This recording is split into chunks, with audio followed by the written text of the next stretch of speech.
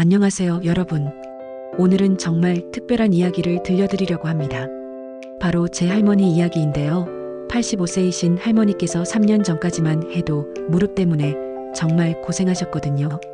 계단은 물론이고 평지를 걷는 것도 힘들어 하시던 할머니가 지금은 어떻게 변하셨는지, 그리고 그 비밀이 바로 우리가 매일 먹는 음식 중에 숨어 있다는 걸 알게 되신다면 정말 놀라실 거예요. 할머니는 한국 전쟁 때부터 고생하시며 살아오셨는데 70대 후반부터 무릎이 아프기 시작하셨어요. 처음엔 그냥 나이 들어서 그러려니 하셨는데 점점 심해져서 병원에 가보니 퇴행성 관절염이라는 진단을 받으셨죠. 의사 선생님은 수술을 권하셨지만 할머니 연세를 생각하면 부담스러운 상황이었어요. 그런데 할머니가 우연히 지중해식 식단에 대한 다큐멘터리를 보시게 되었고 거기서 올리브유에 대한 이야기를 들으시게 된 거예요. 사실 우리나라 사람들은 올리브유 하면 그냥 서양 음식 만들 때 쓰는 기름 정도로만 생각하시는 분들이 많잖아요. 저도 그랬고요. 하지만 할머니는 달랐어요.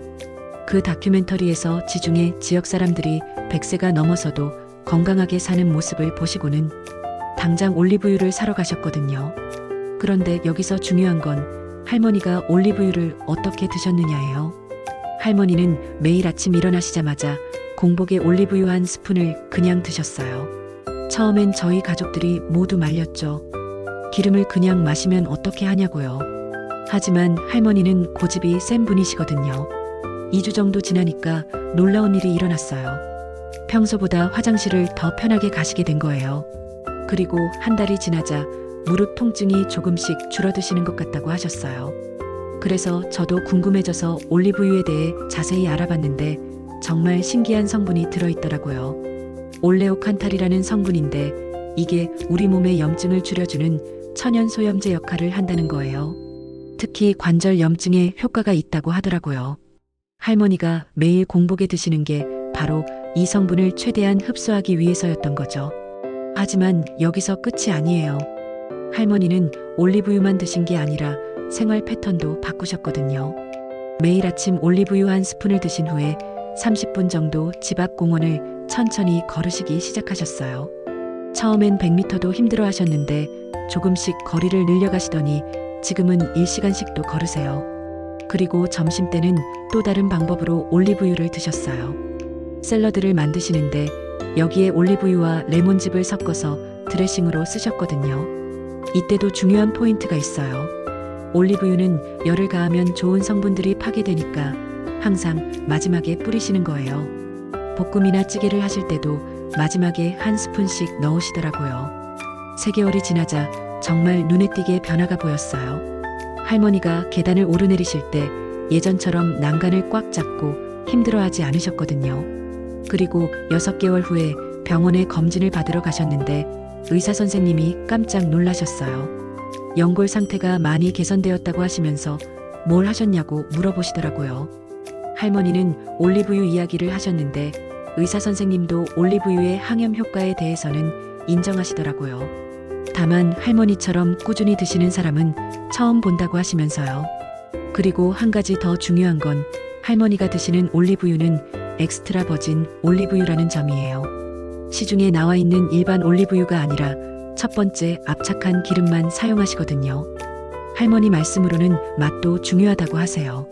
좋은 올리브유는 약간 쓴맛과 매운맛이 동시에 난다고 하시더라고요.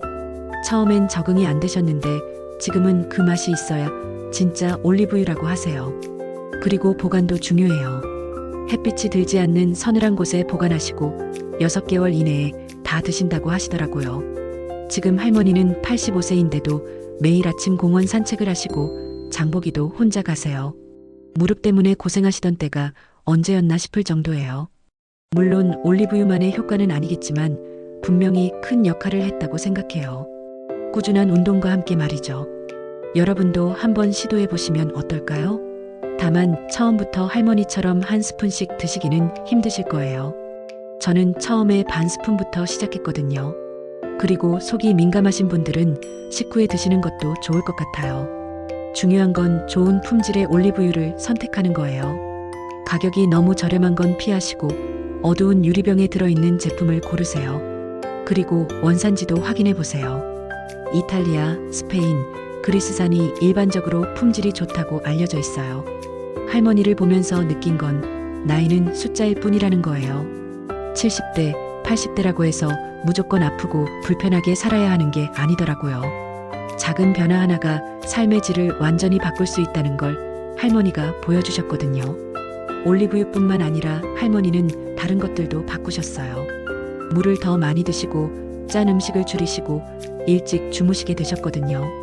이 모든 것들이 하나씩 쌓여서 지금의 건강한 모습이 된 것 같아요. 여러분도 오늘부터라도 작은 변화를 시작해 보세요. 매일 아침 올리브유 반 스푼, 그리고 10분이라도 걸어보세요.